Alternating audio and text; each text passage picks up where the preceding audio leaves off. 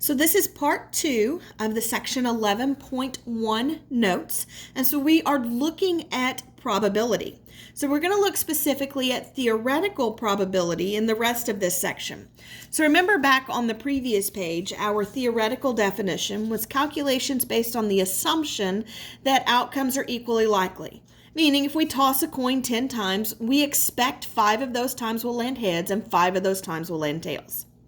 And then we find probability the same way we do for theoretical and experimental. The probability of the event E would be the number of elements in the event E over the number of elements in the sample space. So how many times do we expect to get heads out of the total number of times we're flipping the coin?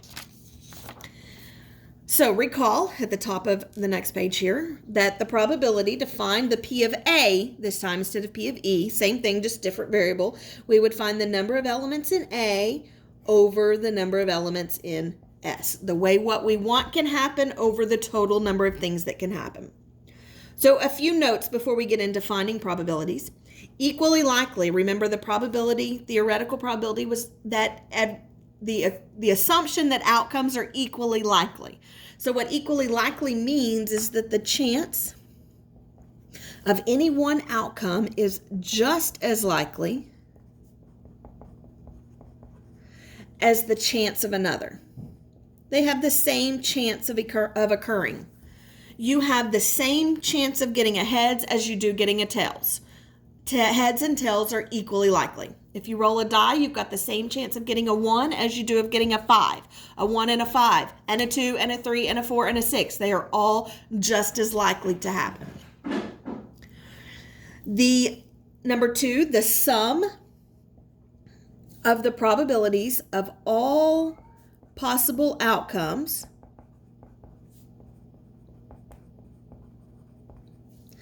in the sample space is 1.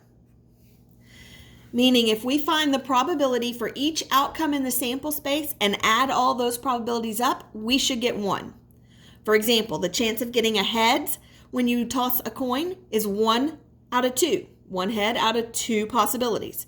The chance of getting a tail is also 1 out of 2. 1 tail out of 2 possibilities. So 1/2 is your probability of heads. 1/2 is your probability of tails. Those are the only outcomes in the sample space. When we add those up, we do get 1. 1/2 plus 1/2 is 1.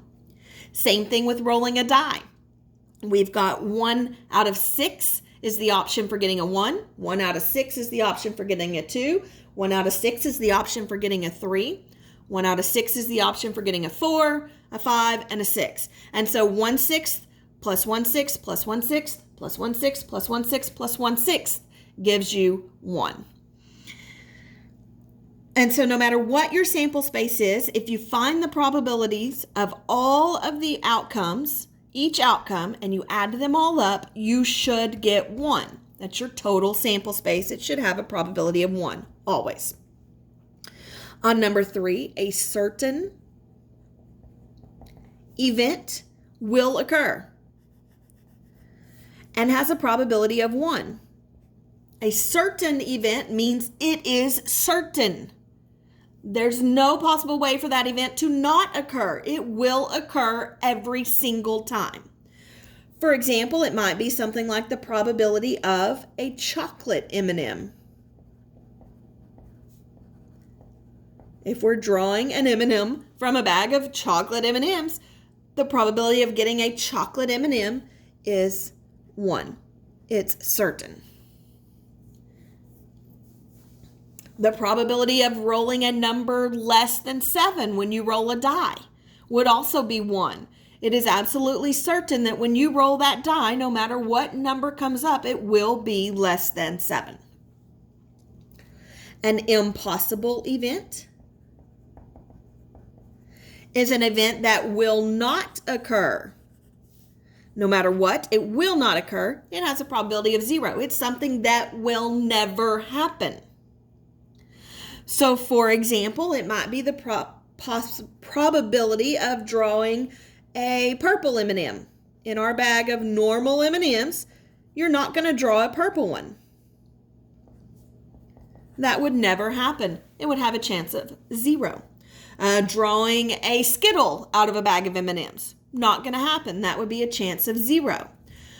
Drawing or rolling a number greater than 7 on a die, not going to happen. When you roll the die, every number is less than 7.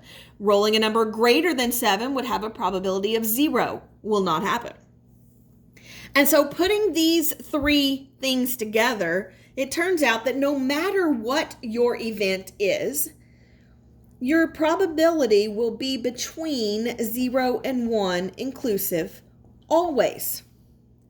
It will always be between 0 and 1, no matter what. If you solve a problem and you get a probability that's greater than 1, you have done something wrong. There is no way that your probability can ever be greater than 1. Your entire sample space is 1. You can't have something more than your sample space. Your sample space is your universe for that event. If you find a probability and it comes out to be negative, you have done something wrong. You will never have a probability that's less than 0. If it doesn't occur, it is 0. There's no way you can have a negative probability. Your probabilities will always be a fraction or a decimal between 0 and 1. Never anything less than 1, never anything greater than 1. Could be 0 if it's impossible, could be 1 if it's certain, could be anything in between, but that's it. All right, so let's actually find some probabilities now. A fair die is rolled. What is the theoretical probability of rolling the following? So remember, we're rolling 1 die. And so our sample space, always a good idea to determine your sample space. Well, if we're rolling a single die, remember our sample space, our outcomes would be the numbers 1 through 6. So our sample space would be 1, 2, 3, 4, 5, 6. So if we're looking for the probability of rolling a 2, well, that can occur, a 2 can occur 1 time out of the 6 possibilities. So that would be 1/6.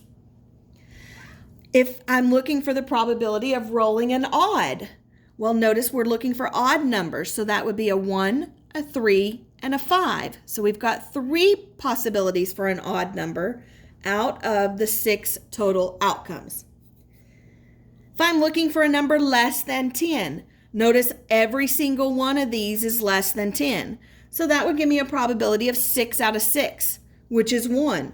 That is a certain event. When we roll a die, we will always get a number less than 10. If I'm looking for an even number less than 2, well, I want it to be less than 2, and I want it to be even. Notice there's not any even numbers less than 2 on the die. And so that would be 0. That's an impossible event. You will never roll an even number less than 2. If I'm looking for a number that is even and greater than 2, remember, and means both have to be true. It has to be in the intersection. It has to be even, and it has to be greater than 2. So notice that's going to be your 4 and your 6. Those are your even numbers greater than 2. And so we've got 2 possible outcomes out of the 6, which would reduce to 1/3. You can leave it as 2/6 or reduce it to 1/3. My math lab's going to want you to reduce. And so back up here, this 3 out of 6 would reduce to 1/2 either way. Now the difference between even and greater than 2, and on part F, even or greater than 2. Remember, with or, we get one big family. We get the union. We get one or the other or both. So if it's even, it gets included. If it's greater than 2, it gets included. If it's both, it gets included. So the even numbers would be the 2, 4, and 6. They've all got to be included. The numbers greater than 2 have to be 3, 4, which we've already got, 5, and 6, which we've already got, and the 4 and the 6 we've already got for the both. And so we get 2, 4, 6, 3, and 5. Those are all of the numbers that are even or greater than 2. And so notice we've got 5 elements in our event out of the 6 total in the sample space. Couple more examples. You bought 3 raffle tickets at a charity event to try to win a new car. There were 250 tickets sold. 1 ticket will be selected at random as the winner. What is the probability that your ticket is selected and you win the car? Well, we're looking for the probability of your ticket being selected. There's 3 chances of that because you bought 3 tickets. Out of the 250 total tickets that were sold. And so your probability there would be 3 out of 250. Here we've got a couple of spinners. We want the probability of spinning the following spinners and getting a 1. Well, remember, our outcomes have to be equally likely. On these spinners, they're not. Here we've got a greater chance of landing on 0 than we do of landing on 1 or 2. Same thing here, greater chance of landing on 1 than we do of landing on this 1 or this 0. So we have to make it equally likely. So if we think about it, we could split this spinner in half, this part of it in half, and make both of these 0. So now we've got the same chance of landing on each one of these individual sections. And so then the probability of getting a 1, well, it occurs in 1 out of the 4 equal sections. So you've got a 1/4 probability. With this one, again, we need to split it so that we've got an equally likely outcomes. And so we've got a chance, the same chance of landing in any of these 4 spaces. And then notice of getting a 1 this time, 3 of them out of the 4 are 1s. And so we've got a 3/4 opportunity. One more example on the top of the next page. We've got a standard deck of cards has 52 cards consisting of 4 suits. So if you don't remember how a deck of cards is laid out, here's how it goes. We've got 4 suits. Remember, hearts and diamonds, those are the red suits. Clubs and spades, those are the black suits. Each suit, hearts, diamonds, clubs, and spades, each one of those has 13 cards. 9 of them numbered 2 through 10. So 2, 3, 4, 5, 6, 7, 8, 9, 10. Those are your 9 numbered cards. 3 face cards. So in this book, face cards are the jacks, the queens, and the kings. And then you've got an ace for each suit also. So you'll have a 2 of hearts, 3 of hearts, 4 of hearts, all the way up to 10 of hearts, jack of hearts, queen of hearts, king of hearts, ace of hearts. Same thing for diamonds. 2 of diamonds, 3 of diamonds, all the way up to 10 of diamonds, jack of diamonds, queen of diamonds, king of diamonds, ace of diamonds. Same thing for clubs and the same thing for spades. All right, so now that we know how the deck is set up, we're selecting 1 card at random from the deck, and we want the probability that it's a 9. Well, the probability of a 9. If we're looking for how many cards in the deck are a 9, well, we could have the 9 of hearts, the 9 of diamonds, the 9 of clubs, and the 9 of spades. 4 cards are a 9 out of the 52 total cards in the deck. And so 4 out of 52, or if you reduce that, 1 out of 13 cards would be a 9. If we're looking for not a 9, well, the easiest thing to do there, if 4 out of the 52 cards are 9 and the rest are not, then 52 minus 4 tells us 48 cards are not a 9. So 48 out of 52, which reduces to 12 out of 13, would not be a 9. We're looking for the probability of a heart. Well, remember there are 4 suits. Each suit has 13 cards. So there are 13 hearts in the deck. The 2, the 3, the 4, all the way to the 10, the jack, queen, king, and the ace of hearts out of the 52 cards in the deck. So 13 out of 52 would reduce to 1 out of 4. We're looking for the probability of a face card. Well, we've got a jack, queen, and king. Those are our face cards. So the jack, queen, and king of hearts, jack, queen, and king of diamonds, of clubs, and of spades. So we end up with 12 face cards out of 52, which reduces to 3 out of 13. If we're looking for the probability that it is not a face card, well, again, if 12 of them are face cards, the rest are not. So out of the 52, if 12 are, that leaves 40 that are not face cards. So 40 out of 52, which reduces to 10 out of 13.